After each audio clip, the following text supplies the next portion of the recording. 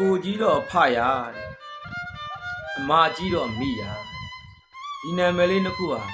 ကြောင်းမဲ့တက်တက်ကြီးတော့ပေးထားတာမဟုတ်ဘူးမိဘနဲ့ရှင်တယ်ပြတယ်ဆိုရင်သူတို့တွေကဒုတိယမိဘနေရာတောင်းဝင်ယူထားလို့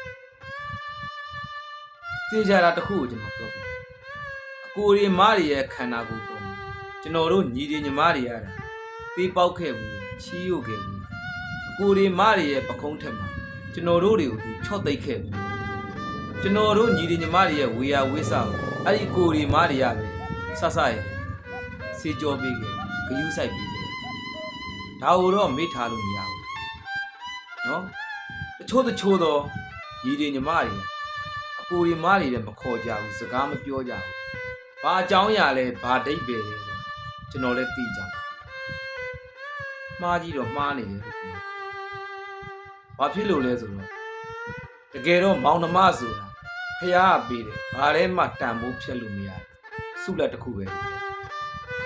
အကိုကြီးဖရမာကြီးမိရကြောင်းမဲ့တက်တက်ကြီးတော့ပေးထားတာကျွန်တော်ရဲ့ဖိုင်လေးကိုကြည့်ရင်းနဲ့ဒီတရားရနိုင်ကြပါဒီညီမကျွန်တော်လည်းမှားတယ်မကင်းနဲ့ညီတယောက်မောင်တယောက်ပါရှုံးလားတော့မသိ